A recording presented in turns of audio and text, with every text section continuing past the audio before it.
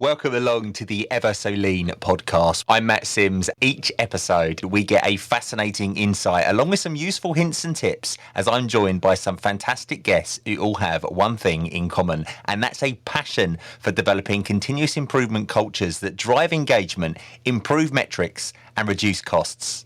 The Ever So Lean podcast with Matt Sims. You know it makes sense.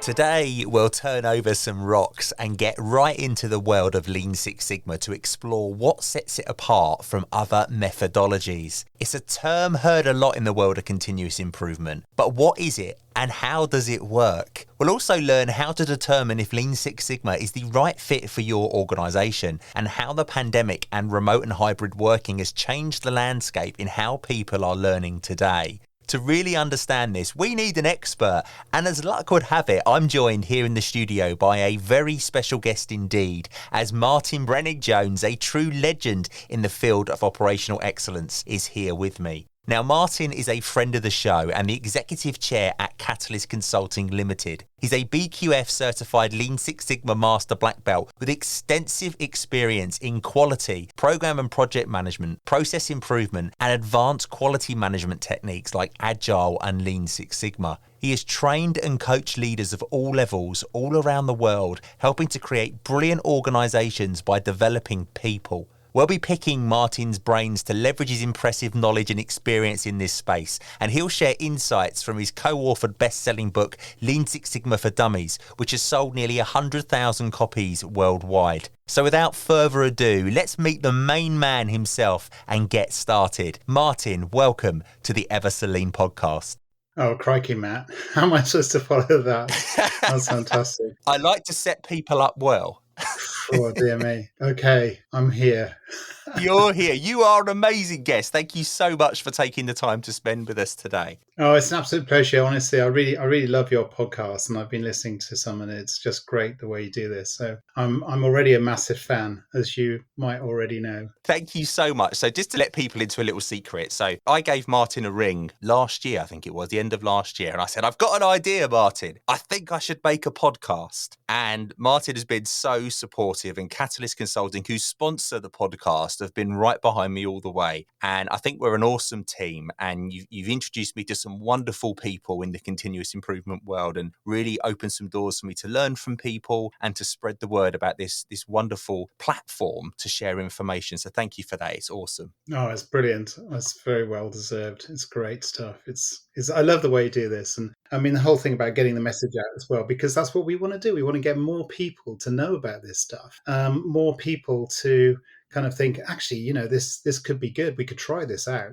Because, we know, don't we, how brilliant it is. And that's the whole reason for the whole podcast idea, really, I guess, is to get the message out. Absolutely. And break down that perception. I think when people hear the word continuous improvement, they can automatically think, oh, this is really complicated. This is really hard. Like, how are we going to do this? We can't do this. We're not up for this. And I think trying to, get that message across that it's not really difficult. It doesn't have to be really complicated. It's really just about people. And that's the premise of this podcast, is to be able to sort of introduce it to people that perhaps wouldn't normally dip their toe in that water. Yeah, that's right. But the great thing about this stuff is that when you learn it, you find that you can apply it anywhere, really. And that is really great. So, in terms of your career development, I mean, gosh, it's just fantastic because it gives you the opportunity then to dive into all sorts of different situations, hopefully giving you a way of thinking about solving problems, about designing new things, about making things happen, really, which is what we love, really. Yeah, definitely. So tell us how you ended up in this field then. Where did it all start for you? Take us back into the day. So I was born in Cardiff, so I'm very much a Welshman in my heart. Support the Welsh rugby team, although didn't do too well this year. So I started life, and I feel as if I did start life as an engineer because I was always interested in, taking things apart. I'm reminded of that Dilbert cartoon, when his mum, when he's little Dilbert, he's taking the dog. We've got a problem actually that don't think he's really normal. He keeps on kind of taking things apart and stuff, and putting them back. And he built a ham radio. He said, "What's worse is he built a ham radio set." And the doc says, "Oh dear, it's worse than I feared." Or his mum says, "What do you think it is?" "I'm afraid your son, will he lead a normal life?" "No, I'm afraid not. He's going to be an engineer." It was So you, Martin. it's it's me, characterized by all things, electrical, mechanical, and other social ineptitude. Um, so that's it. So no, I was always interested in how things work and taking things apart. Right from being a kid, electronics and radios. When I was a kid, actually, when I was a teenager, as soon as I can, I was building radios, transmitters, the whole thing. And I was just fascinated by it. Then I got onto motorcycles and took my engine apart, of Oh, course. wow. I did actually manage to get that back together again, which is, well, it's how you learn, isn't it? Yeah. It's how you learn. And then, so I went off and did engineering, electronics actually. And then I joined a fantastic company called BT as a graduate, and I had a fantastic career with them. And I worked in, serious electronic engineering systems, software, you name it. And I got more and more interested in how organizations work in the same kind of way, analytical kind of thinking about, I wonder if we can take it apart and put it back together again. And what are the key things that really make an organization successful? And then I guess later on, I kind of discovered the world of quality, but it wasn't the traditional kind of ISO 9000, although, I inherited at one point all these ISO 9000 auditors and quality managers and all the rest of it. I didn't know what I'd done to deserve that.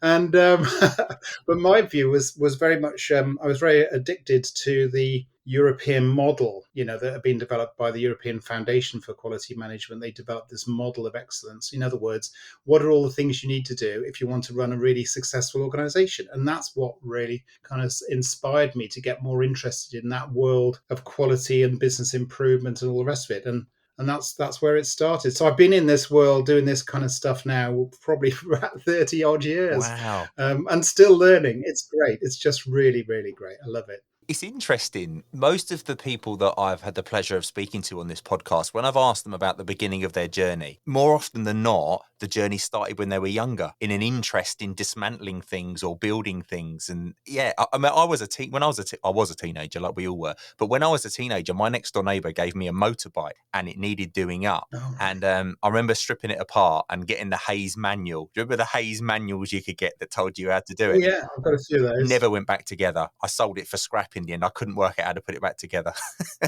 Oh, it's really interesting, actually, because again, I think there was a bit of a little entrepreneur inside me as well, because I started buying and selling bikes, push bikes, when I was a kid, when I was a teenager, and kind of worked my way up, and all that kind of stuff. And I had various jobs as a student as well, and I loved it. There's definitely always been a bit of an entrepreneurial streak in me as well, actually. Yeah.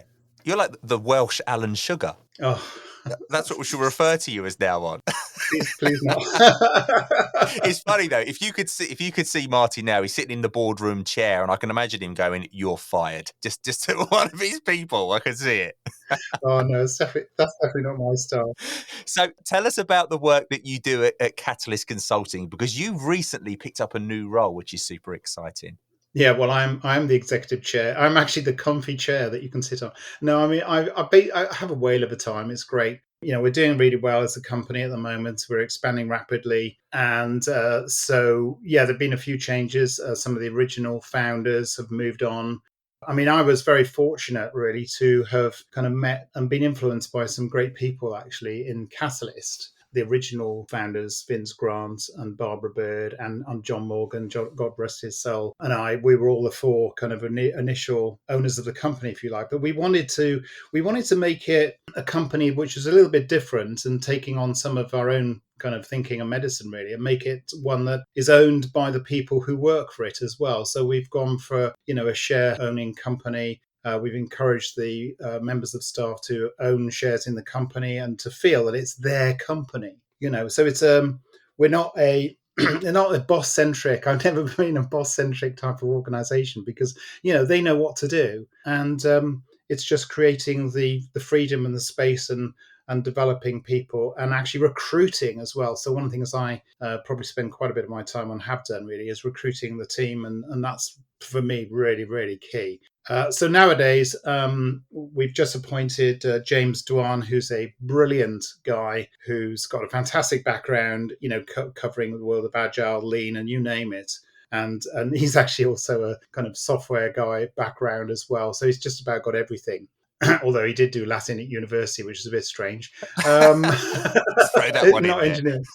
Yeah, never mind. But he's great. So he's now our new CEO, and I've taken, I wouldn't say it's a backseat role, but definitely, a more kind of distant role in terms of the chair, which gives me time to do some of the things I want to do as well, really, without worrying too much about the day-to-day running of the operation. So I'm having, as I say, I'm having a really great time. It's really, really good. I'm still very much a practitioner, so still very much working with, a certain number of clients, helping them. 1 minute I might be helping facilitate workshops in a local authority. The next minute I might be working for a very large central government department, helping them to look at the way they improve their quality approach throughout the organisation, or working for a construction company, or whatever it is. So that side of it is really, really, really good. And hopefully it'll give me a bit more time to do a bit more writing as well, because the Lean Six Sigma for Dummies book was great. We've also written one called Lean Six Sigma for Leaders, which I think is really important, the kind of leadership role, and trying to make this stuff accessible to everybody. I really love the Lean Six Sigma for Dummies book. I've got a copy, and what I really like about it is the way you don't need to read it from cover to cover. You can pick it up as and when you're doing different activities, and it guides you in the right way. And the level that it's pitched at, it's not really complicated jargon, like a word salad of really technical terms. It's leveled for somebody that's just starting out, and it's really simple to follow. And I really like that. That's really, really good for me. When I first got involved in Six Sigma, probably about 20 odd years ago, I just wanted to learn more and more and more about it. So I used to go and buy all these books. I've got a ton of books over here, every book you can think of on the subject. And I just, read, learn, go out and find out more about it. And when they approached us, this is obviously, many years later, Wiley approached us. And I remember taking a call actually from Wiley, who are the publishers of the Dummies books. And they said, we're looking for authors who, they particularly wanted European authors, interestingly. And I think they felt that our approach was very much to bring together the different types of approaches, lean thinking and Six Sigma, rather than being separate, together. And that's certainly been our philosophy and our thinking around, there's some great stuff, in the lean world and in the Six Sigma world. Bring it all together, and you've got a fantastic, very powerful toolkit, an approach really, which can be adapted for anything. So that was it. And they said, the Dummies, when you get to do a Dummies book, they give you, they say, look, read a few Dummies books. We'll give you a few to read through and kind of have a, because it's exactly as you say, you've got to be able to kind of dip in anywhere, really. People don't read them. It's not like, Tale of Two Cities or something. You're not going to beginning and then go through to the end and read it all the way through. You're going to dip in and out all the way through it. So to make it accessible, I really like their approach actually with Dummies books, because it is, again, it struck a chord, because what we want to do is to make this stuff readily available and accessible to all sorts of different types of people. And the books I was reading originally were quite technical, actually, quite kind of theoretical, some of them, and quite advanced in some of the application of, for example, statistics. And a lot of the time, you don't really need to use that sort of stuff. It's great to have it. As an engineer, it's fine, you can get it, but a lot of people, it's like, oh, this is impenetrable. Yeah. And so making it more available, and accessible for everybody is really, really great. And not frightening people off with it as well. I mean, it's bad enough with the name, isn't it? Lean Six Sigma. Yeah. Even it's quite hard to say. You're spot on. It's that those sums and all those equations in there. That's what puts people off. It's what put me off initially when I first got involved in continuous improvement. I looked at all the different types of methodologies that are out there. Six Sigma was the one I was like, oh, I'm not going nowhere near that. It's just well above me. I'm not going to be able to do that. And it's such a shame, because it doesn't have to be like that. Yeah. It's just been perceived in that way, because if you Google Six Sigma, you see all of these weird equations. You don't see what's behind it. Yeah, that's right. And there's some really good elements from the world of Six Sigma that are integrated in with the world of lean, which you wouldn't necessarily get if you just did a kind of lean program as opposed to a Six Sigma. So nowadays we blend the things together, and we start with our training programs. We start at a very kind of basic level without people having to know anything, actually.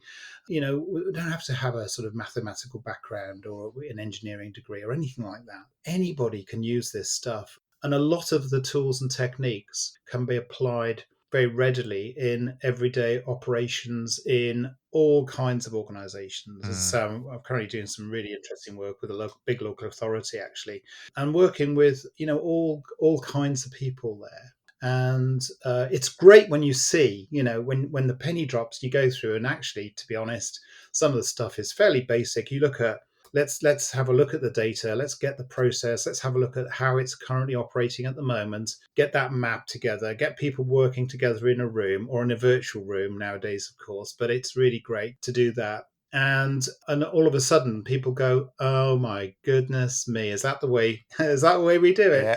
How many times have you heard that? Oh my god, is that our process? Oh yeah, and immediately you can see things which are pretty obvious that become visible. And one of the things I love about this stuff is and our colleague Jenny Levers, who has always said this. It's about making the invisible visible. We're making the processes that are often, particularly in transaction oriented organizations like a local authority or whatever, it's not like a factory where you can see the thing going down the production line. Yeah. You can make them visible by mapping those processes out. And the same with data as well. The data, how are we doing in terms of data? Let's get some data. Let's put it in some nice graphical charts and make it visual. So that thing about visual really is very powerful, actually. And then people can see and go, whoa, I can see how we can improve this. Yeah, you need to see it to understand it. And if you can't see it, you're not going to understand it. And I think that's always the key. When I first kicked off about 15 years ago, Six Sigma was more complicated because of you didn't have the tools readily available that you have now. So back then, if we was trying to work out the variation or, create a bell curve or a histogram, you was in Excel and you was trying to program Excel to create it. And it was a really difficult process. Nowadays, you've got things like Minitab that you just drop the data in and it does it for you. You've got apps you can get on your phone where you just put it in. You've got Chat GPT that does it for you. Like, it's a totally different world now. It doesn't have to be super complicated. Yeah, that's right. And if you come to our website, Catalyst Consulting, there's actually some free stats tools that we've made available because it's exactly for that. We just want to let people see. So if you want to do a Pareto chart, a histogram, or a basic control chart, or whatever, come along and put it in and actually use it. It's really doable. One of the team actually developed that capability. But you're absolutely right. And I mean, we've been doing some great experimentation with things like ChatGPT, for example, and regarding ChatGPT as another member of your team. And it's just great. So, I need an elevator speech. Here's some information about the project I'm working on. Can you come up with an elevator? I mean, you've got to edit it. You've got to keep an eye on it. It's not perfect by any means at all, but it just gives a different view and a different slant. And it's very impressive, actually, how It we're is. beginning to see. So what I love about this stuff is that it's bringing loads of different things together nowadays. Although, we call it Lean Six Sigma, and it doesn't matter what you call it, to be honest. You can call it all sorts of things, and people do. And nowadays, we're integrating into that, things like artificial intelligence, as we said, robotic process automation, digital, you name it, really. And absolutely bring it all together. It's all about making change happen, making organizations, better places to work in, better places to be, with better results, really. So it's just great, So that's what really kind of makes it exciting, I think, for everybody who gets involved in this world, because you kind of see the opportunity and how we can make things happen, how we can change things, how we can redesign things, improve things. And that really appeals, doesn't it? Because as a human race, we always want to do things better. So for people listening now that are just starting out on their continuous improvement journey, and they've done a little bit of research and they've heard all these different terms. You've got the Toyota production system, you've got lean, you've got world-class manufacturing. What sets Lean Six Sigma aside from all those others? How would you describe it in real layman's terms? What is Lean Six Sigma? It's actually all of those things together, really. If you look at what's inside the box, if you go under the bonnet and have a look at lean or world-class manufacturing or anything else, and you look at the combination that we're talking about here with we're calling Lean Six Sigma, then basically it's bringing together all the tools and techniques that have been developed. Some of these things have been around for years. Go back to the traditional quality gurus from the last century, and there's some fantastic stuff in there which has not changed, and it's still very relevant today, like Deming, for example. go and read about Deming, and you think, I'm just rereading, one of his books at the moment because I think it's so critically important. But that's another subject. I think so. What's different about it is that it is bringing all these different things together, and in a way, I think it's about bringing people on, opening up people's minds, changing the way they think about things, and adapting the tools and techniques to fit the situation that you're working in. So that's the key thing, is you understand that you've got this toolkit. You can learn some of the basic stuff very, very quickly and start to apply it very, very quickly indeed. Go on a 2-day yellow belt course, and you'll find that a very practical, application based training course. It's a bit like a plumber. So we know the plumber comes along, and the plumber's got a bunch of tools in the bag, right? And those tools are the ones that the favorite tools of the plumber, the ones they know they're going to use on pretty well every job. They're top tools. And that's the same thing with, you do the yellow belt or potentially green belt level, the basic level stuff. You can learn the basic level tools. These are the ones that you'll be using in every kind of job that you go to, every project that you're working for. And those are the tools you really want to know, and they become your favorite tools. The stuff that you know about, the process mapping, the visual, all that stuff we talked about. But then occasionally there's a really complicated bit more, this is tricky. So they go out to the van and open up the back of the van, and there's some, heavy duty stuff in there, which they can pull out and use when they need to, So we've got a block drain, and it's going across the garden, and we need to put down one of these things that's going to drill down and zip, go underneath like a mole and unblock it or something. Really fancy stuff, which is fantastic. And it's like that with the world of Lean Six Sigma. We have some very fancy tools that we probably only get out every now and then when we need to. But this is the art of the skill of the master black belt, or whoever, the practitioner, really, to be able to know when to use the right tools in the right situation, and not over-engineer things either. We don't want to use those really complicated tools on a really simple, just got to fix a problem in the kitchen. What's that saying? Use a sledgehammer to crack a walnut. You don't want to use a sledgehammer to crack a walnut. That's it. Yeah. Which means you're using much too big a tool for something that doesn't require it. Yeah. You mentioned some of the coloured belts there. And one of my favourite things about Six Sigma, and probably something that people have heard so often, are the belts. Do you want to just give a real basic overview of the belts and what succession they run in and what they mean? Sure. So the belt thing, the martial arts world, I think it was probably down to the world of Six Sigma in the 80s, when originally there was the development of the ideas. And at that time, martial arts was really popular in the States, particularly. So they used this belt thing to categorize the skill level, which a number of us at the time thought it'll never work. It's become a global standard. So the very basic starting point is a white belt. So you could do a half-day training session and get a white belt. You're not going to get certified as a white belt, but it's a great way to get just awareness for a lot of people about what are the basics of this stuff. Maybe a half-day or a one-day program.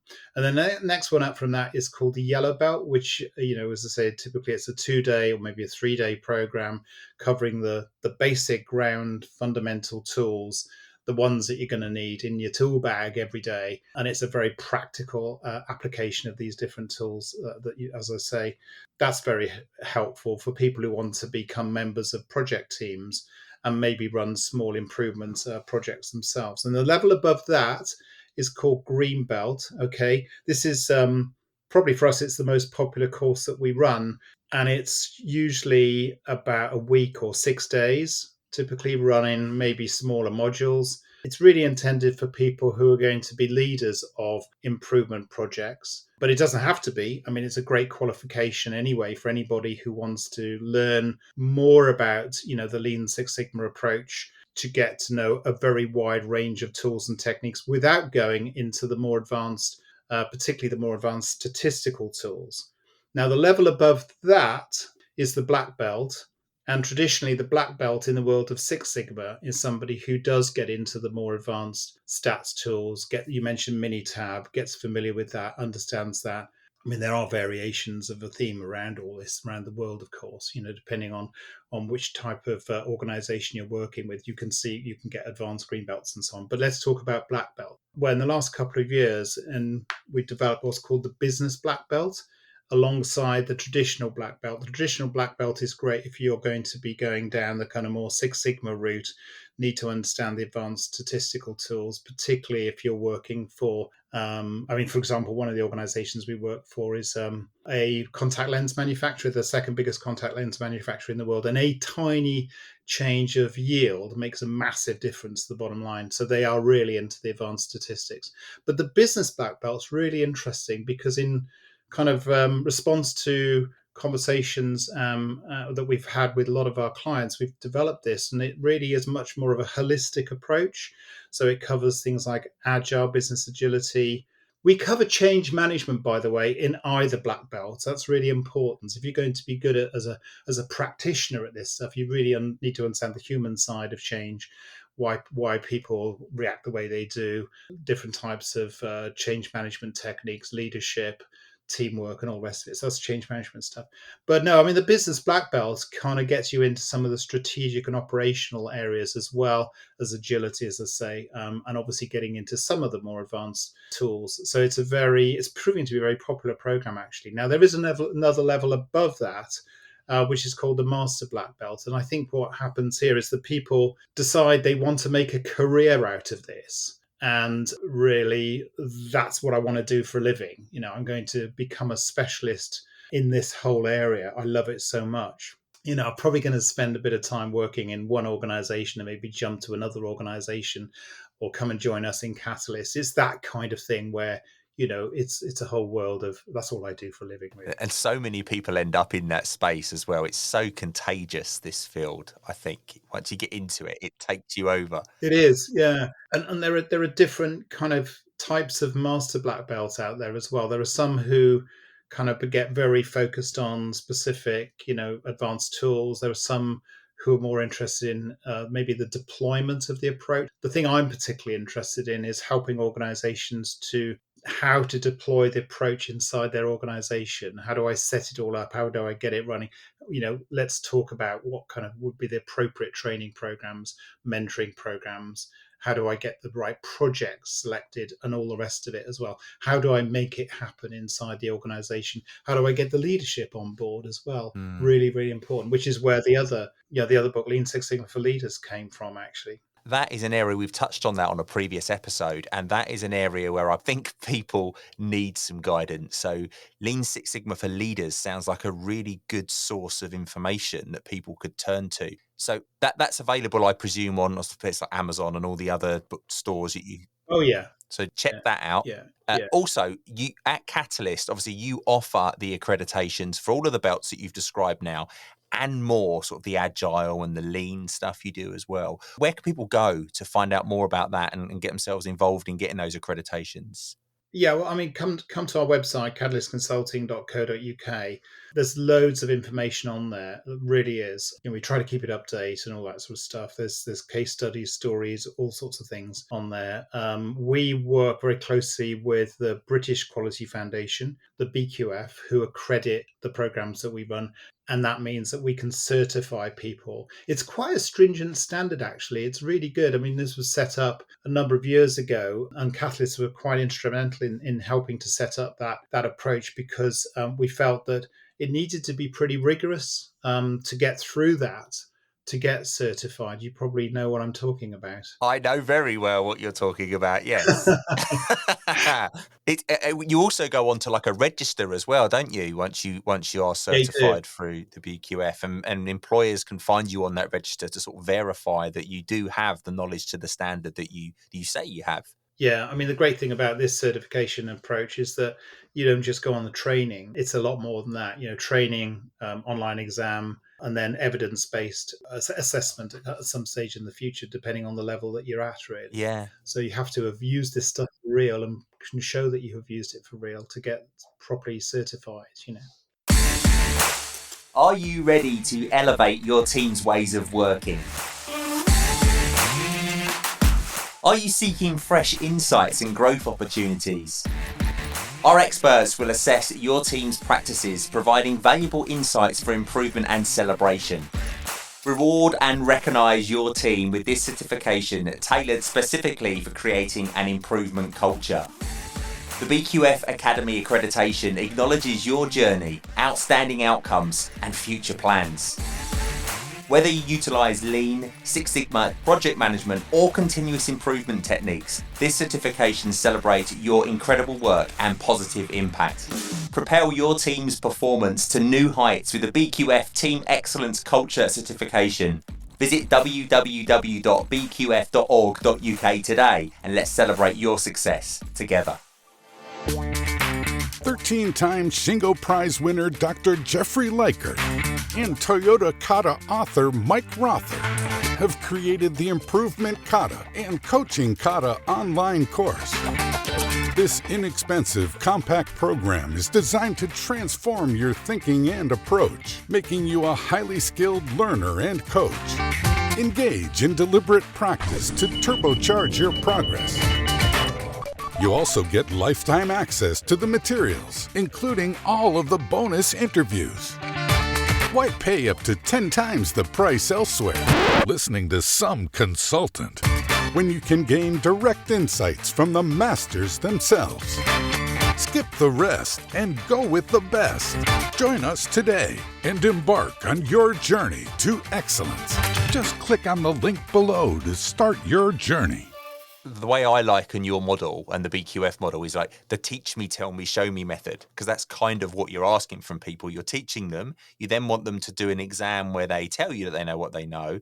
And then the show me element is the case studies where they go away and practically apply what they've learned in their business. So there's value for their business there as well, because they're actually delivering benefits whilst they're learning. And then they can use that element to strengthen their case for their accreditation. Yeah, it's great. I mean, I can't think of many other training courses that you can go on and actually go back and actually the benefits that come through into the organization are tangible. They're measurable as well. I mean, one of the things about Lean Six Sigma is that, there is a very strong focus on measurement. So you would expect it, wouldn't you, that, when it comes to delivering improvements, that we want to measure the difference, whatever it is. It may not be financial. It could be, various operational metrics, customer satisfaction metrics, employee, satisfaction metrics, whatever, all those metrics. And we can measure the improvement that's been made and quantify the benefits, which is, I think that's probably the main reason why this approach is so popular and growing in popularity, because it's not just talk, it's actual reality. And I think you learn the best lessons through the practical approach as well. You can read the books, Definitely. You can do the exams, but you really learn. The bit you don't learn in the books and the bit you don't learn through the exams is the people interaction. It's never the same. The different generations, the different experiences that people have had change the way they perceive how they do their role, the variation that occurs because of that. By getting out on the shop floor or into the call center or even into the office and talking to the people and interacting with them, you learn so much more. And I find that really supports the tools because it makes it click and you can really see how the two interact together.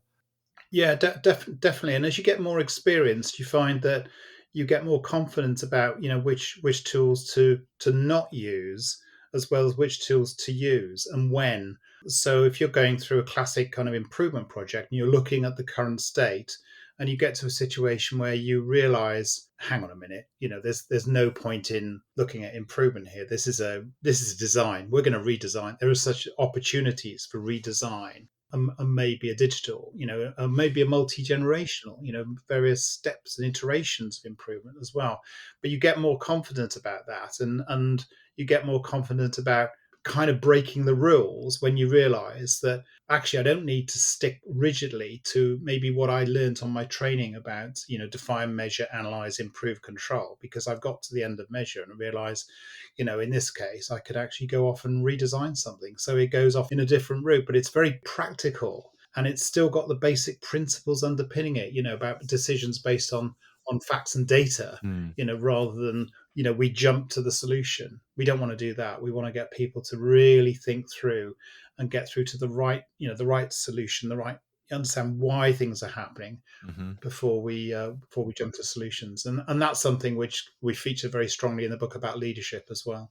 And that define, measure, analyze, improve, control, they are the stages that you work through in a Lean Six Sigma project. So if you was going out there as a green belt, for example, and you were going to do an improvement opportunity, if you work through that logic, it takes you through defining what the project is all the way through to the control measures at the very end, and allows you basically to keep spinning that flywheel to improve. Yeah, that's right. And that's for the improvement side of it. There's also a design side of it, which takes you through similar, but with design and verify instead of analyze and improve. So it's similar, but slightly different, if we end up with a design. So it's, I want to stress Lean Six Sigma isn't just about improving existing process. It's also, very applicable for designing new things as well. And we're integrating again into our business black belt, for example, the design thinking approach now, which, yes, is fantastic. Why not? So yeah, that's right. You're working your way through that.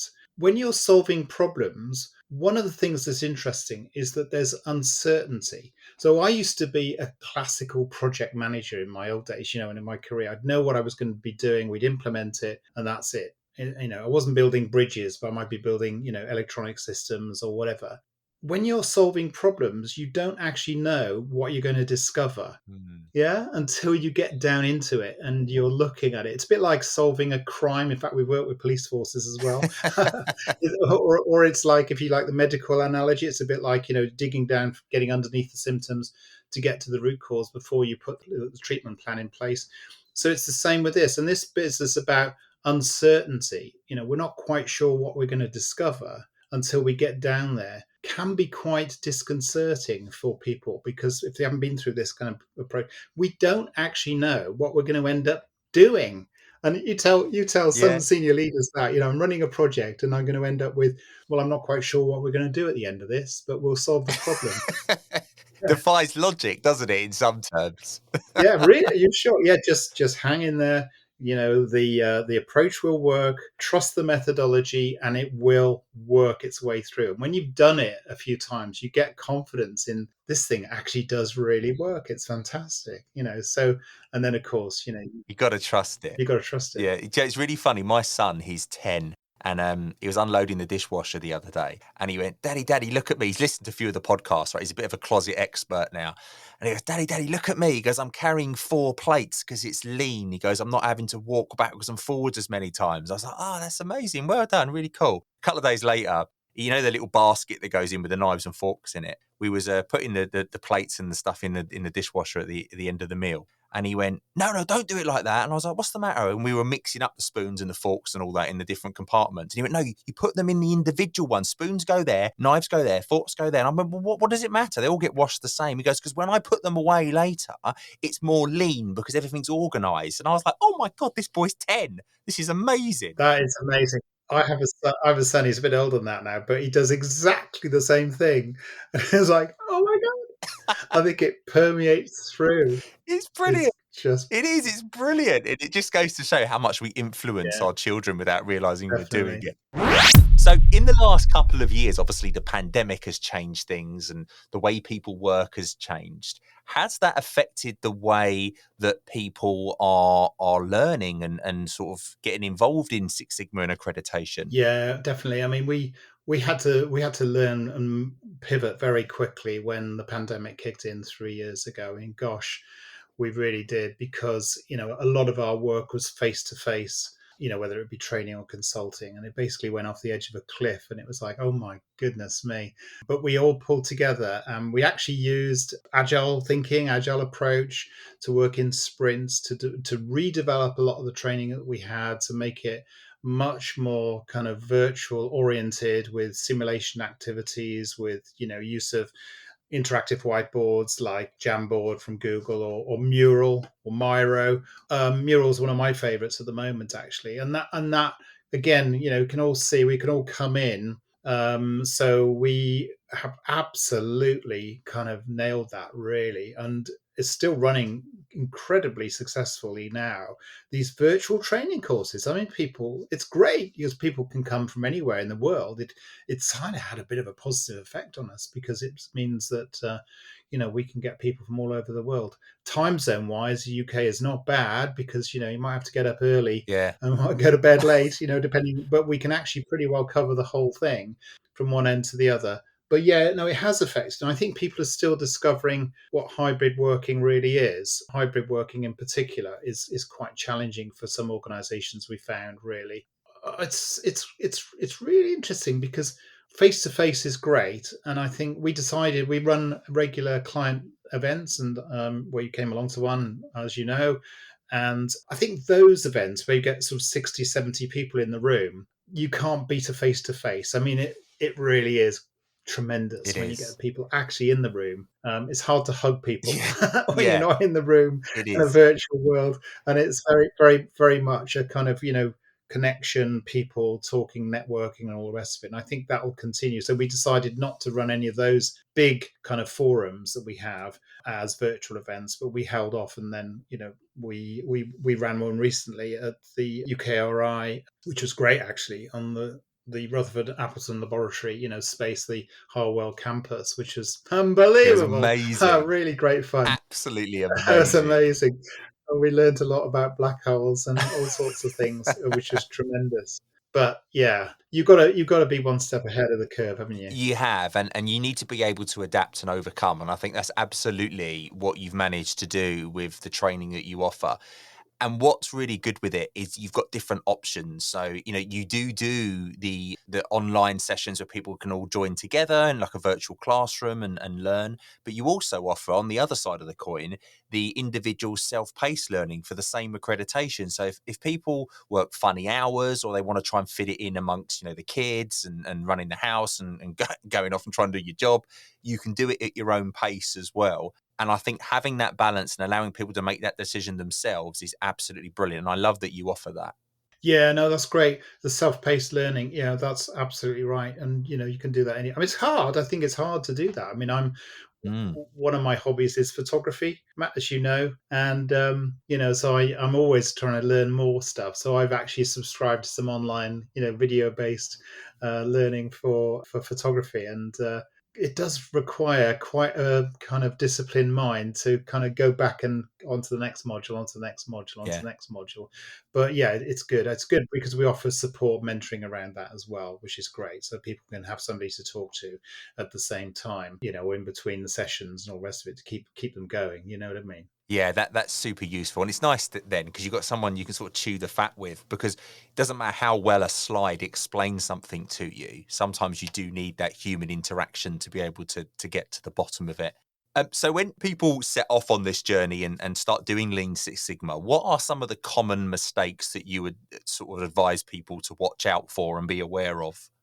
So from an organizational point of view, what you want to do is to get some case studies, some real concrete case studies and examples that you've worked through where you've proven the concept, if you like, that it works inside the organization that you're working with. So get enough freedom from wherever you're working to be able to do some real example projects. If you're working in an organization and you're trying to get this going, it's pretty hard to do that. But get enough around you, get some friends around you, get some case studies, get a bit of freedom to prove the concept, and then show that off, create a storyboard and show that storyboard. And then people go, whoa, that's interesting.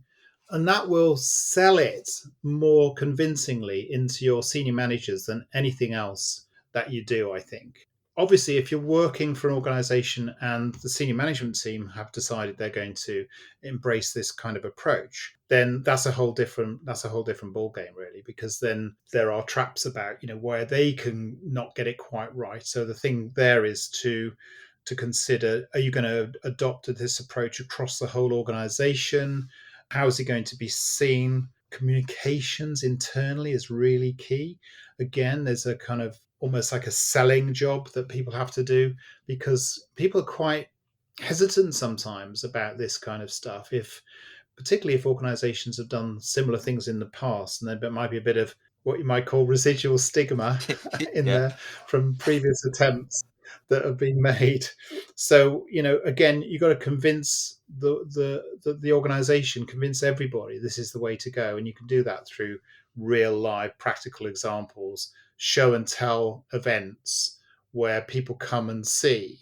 And it's those people inside the organization who are showing off the projects that they've run and the successes and the benefits and all the rest of it. And then success breeds success. It's not something, although Catalyst is a consultancy training company, it's not something where you get other consultants and trainers to come in and do this to you.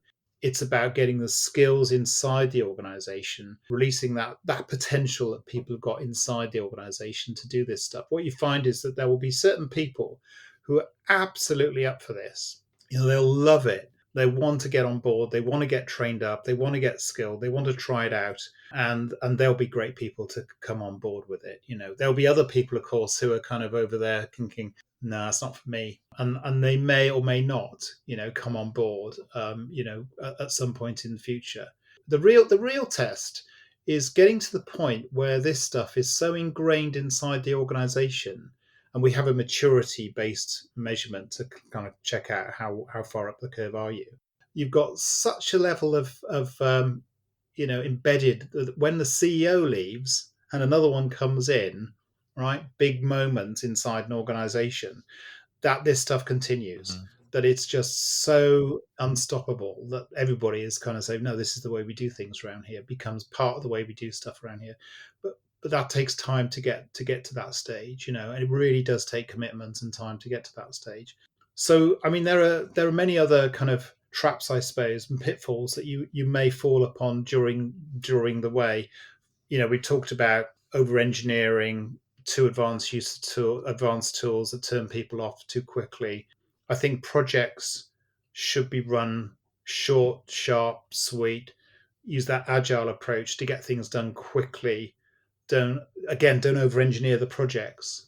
Just because I've been on a Greenbelt course and I've learned all these tools and techniques, it doesn't mean to have to use them all. Yeah, at the same time. On my first project. I'm tempted to, no. Come on, let's be sensible. Having good guidance around is good. Good support guidance to direct you in the right kind of way. Yeah. Right, Martin, I'm now going to put you to the test. Now, we have a little game that we play on the Ever Celine podcast where I will ask you some random questions, completely off-the-wall questions, and you need to answer them, but you can't say yes or no. Can I say yes or no now? You can, yeah, I've just said it.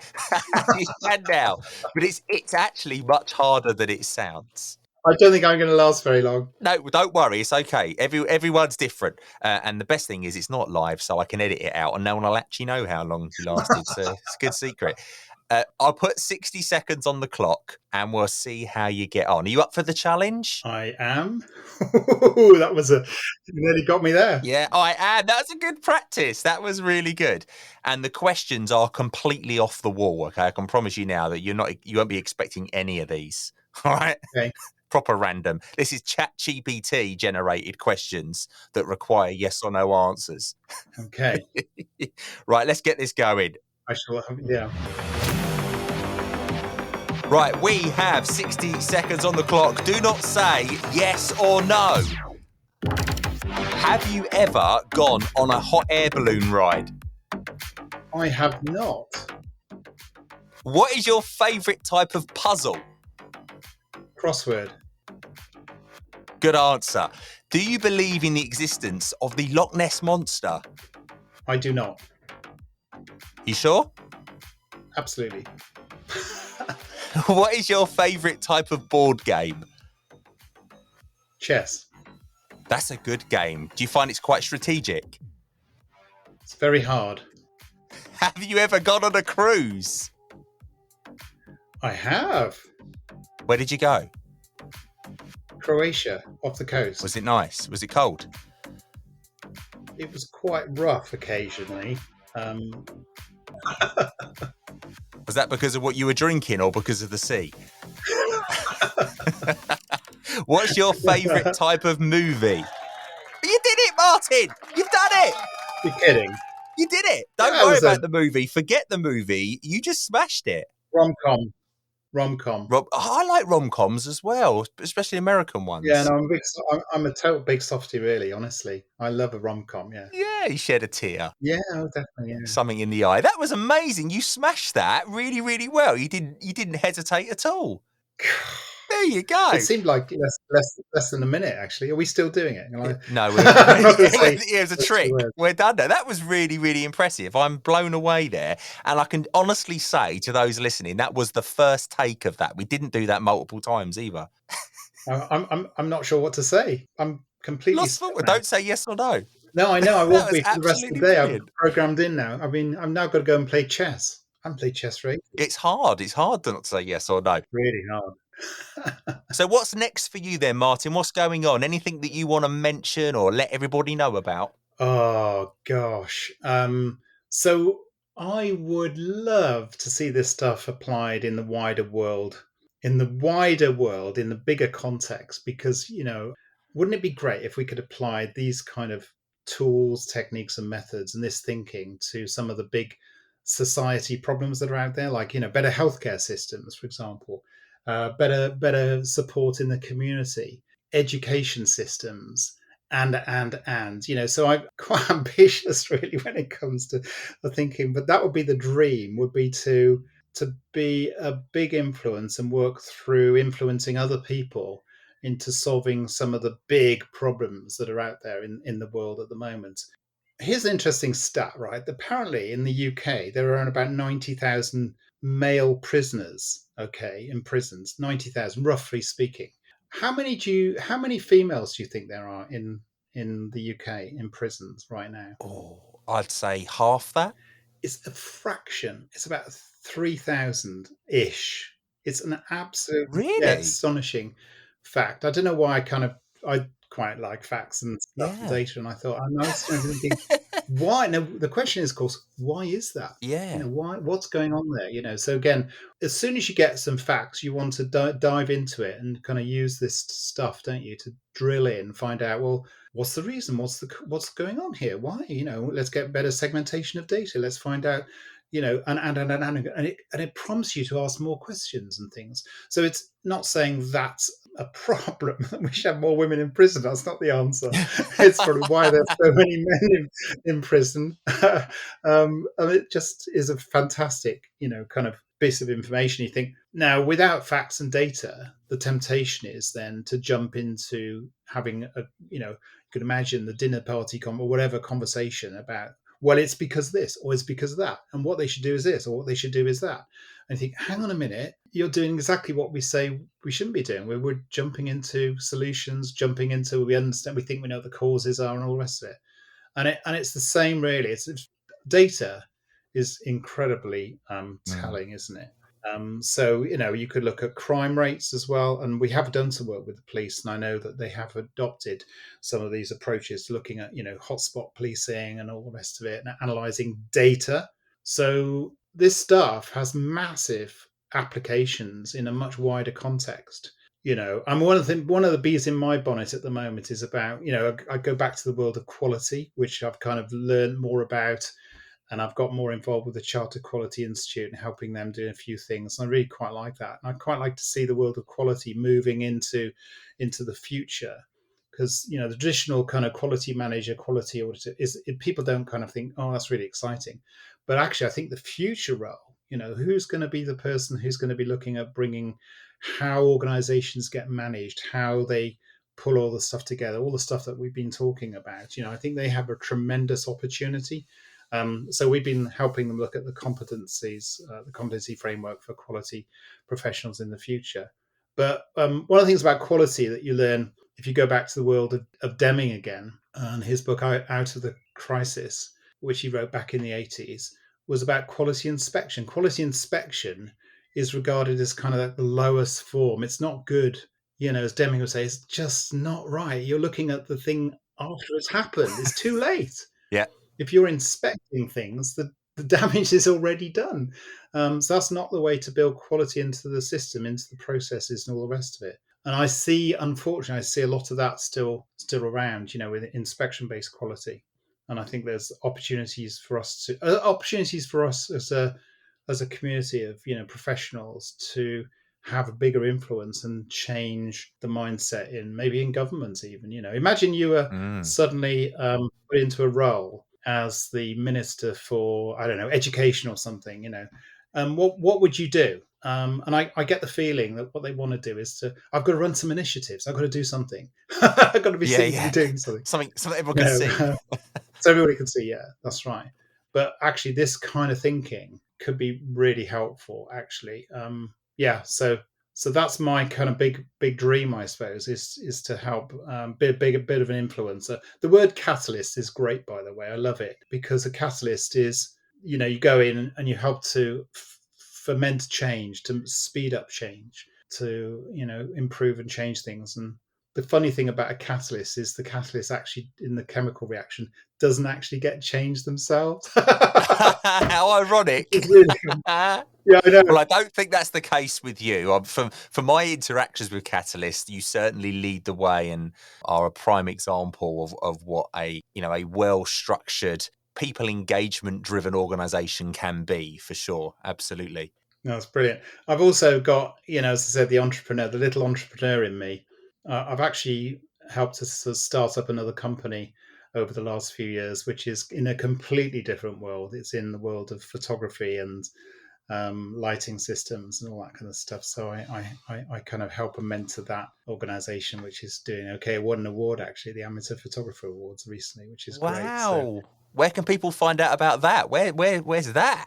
Oh, that's called Adaptalux. Go onto the adaptalux.com website and you'll see all the stuff. It's about lighting systems for macro photography, close-up photography, and getting a more flexible and adaptable lighting system so you can adjust it and run an app on your iPhone so you can adjust the light levels and things like that. So I don't have much time to get too involved in it, but I help out, Sam Granger, who's the CEO of that organization as well, to help and develop and support, really. So it's kind of quite nice. Yeah, there's a Brucey bonus for you. You come on to learn about Lean Six Sigma and you're going to leave with some from lighting and photography education. That's absolutely brilliant. Buy one, get one free.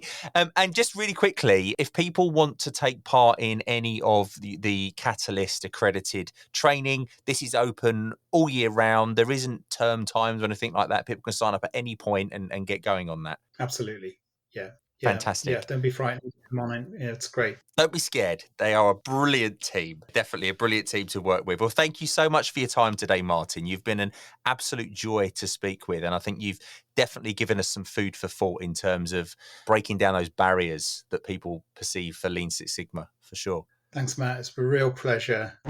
So some key takeaways from our discussion today with Martin. He made a really good point about using case studies to earn trust, build that trust, create that concept, prove that concept, and then create storyboards to sell it to the wider organization and the senior leaders. Really good advice. And earning that trust early on really does build those solid foundations to move forward with in the future. So creating those case studies, earning the trust on the low-hanging fruit, prove the methodology out in your organization, prove those doubters wrong is the best way to go forward. Think about communications, how you share activity and progress on what you're doing. How do you share that with the rest of the team? How do you share that with the front line? How do you share that with the senior leaders? Really good point. Well put.